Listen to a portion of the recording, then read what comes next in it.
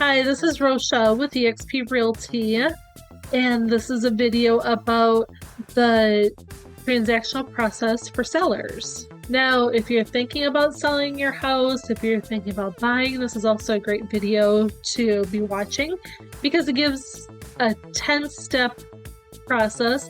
Now, there could be more, there could be less, it could be different based on your specific area. Now, this is not advice for everybody. I am licensed in Minnesota. If you are in a different state or a different country, make sure you check with your agent that you choose to work with. So now with people who are selling a property, such as a home that they are currently living in, or maybe it's helping like a elderly parent sell their home. Maybe it's you're helping your adult child sell their starter home. They're moving to their forever home. Whatever the case is, it's important to understand that real estate takes time. You don't just sit it on the street corner, like a glass of lemonade at a lemonade stand. People come up, you sell, transaction is done. No, real estate takes time, patience, and it is just an extremely time-consuming process because everything has to be done in a very specific way. All the documents need to be put together, and you're probably going to feel like you've signed your life away, which, yeah, you kind of do. So the first step is motivation to sell. You can't just say, okay, I'm gonna sell my house. Well, why do you want to sell your house? Do you not like your neighborhood? Are you relocating for a job? Is it, oh, we've retired, so now we are moving to a different state and we are getting away from everything. We're just gonna live the good life. Step 2, where to go next. So, perhaps you're thinking, gosh, I live here in Minnesota, which is a beautiful, beautiful state, but these winters get really brutal. I wanted to go somewhere where it's going to be a lot easier than shoveling snow in the winter. So now you have to think about, okay, I can't just put a for sale sign in my yard and go. What do I need to do to my house to make it saleable? And that is step 3. So many people choose to just leave their house as is. You have a house that was built in 1970, the bathroom needs to be remodeled, but let's say you just don't have the time to do it. You don't have the funds to do it. You don't have the desire. Then think about how that is going to reflect the sale price of the property. But what if you're thinking, gosh, we would never be able to sell this house because of this bathroom, because maybe it's a house with only one bathroom and it's not very functional. Maybe it would be a good idea to remodel and then to sell. But also keep in mind that if it's just something for a cosmetic, for example, painting the walls or putting in new flooring, it may actually just be better to leave it as is, as long as it is all cleaned up and holes patched and things like that, because the next person who comes along to live in that home will most likely be changing all of those colors as it is. And so just save yourself some time, save yourself some money on paint and things like that. So number 4. This is especially important when this is a property that you are selling on behalf of somebody else, is to make sure all decision makers are in agreement. So it's always customary to be on your best professional behavior when you're meeting with your real estate agent, especially if it's siblings who are thinking, gosh, we grew up in this home, there's so many memories, and now the parents are not living in the home, and now the siblings are having a little bit of a hard time with adjusting to the fact that the home is not going to be their home anymore. So make sure you get all of these people in agreement. All the emotions have been discussed before talking to your agent. Also, make sure that if there are multiple decision makers, that you have 1 or 2 points of contact for the agent.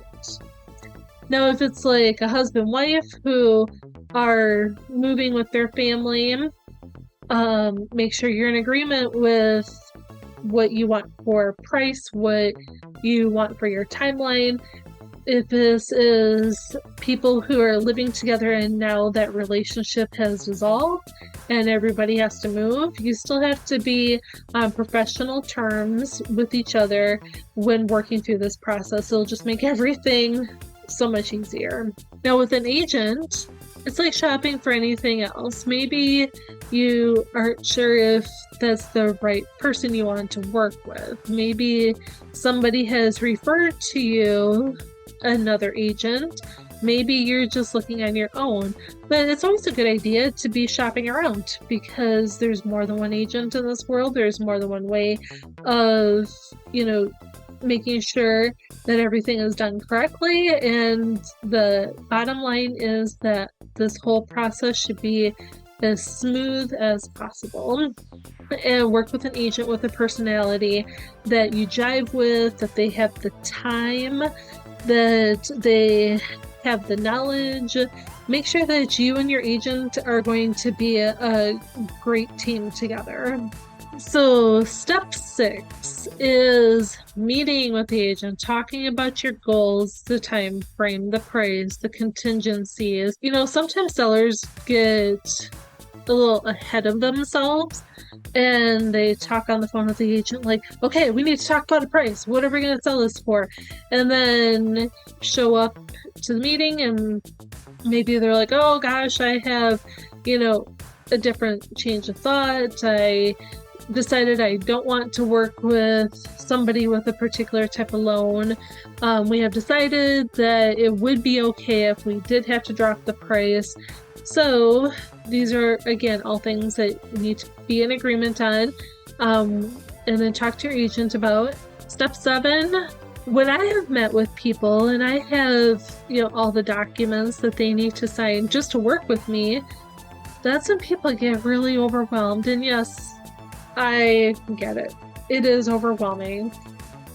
Because you will feel like you're signing your life away, even if this is something that you have done many times before, or somebody has said, hey, listen, you're going to sign a lot of forms. It's just going to feel overwhelming. So just be prepared for that. So step 8 is putting the house on the market. So it is more than just for sale sign, put it on the MLS, here we go. So what if you want pictures done? What if you want a professional stager to come in? What if there was something about the house that needed to be repaired? What if, one of the things is, oh gosh, we just had a hailstorm yesterday. Oh my goodness, the siding is a mess. So now what if you need to have somebody come out and re-side the house? So keep in mind that, like I said before, this takes time and patience. And then once the house is on the market, think about open houses. Think about the times that people can come for showing, because then step number 9 is reviewing the offers that will be presented, we hope. And then what is going to be the best fit for the buyer with you as sellers as far as goals and time frames to accept an offer. So now this is another waiting game of offers and acceptance, because what if there's a counter offer and then it's back in the buyer's court? So then they have to think, are they going to accept this offer, deny this offer, put in another counter offer, which then the seller will have to, negotiate that. And then step 10 is the closing. So this can also be kind of a nerve-wracking time. It's another time of just waiting, because this is when whoever the professional source is to conduct the closing will take a look at the property as far as the paperwork. Are there any liens to the property?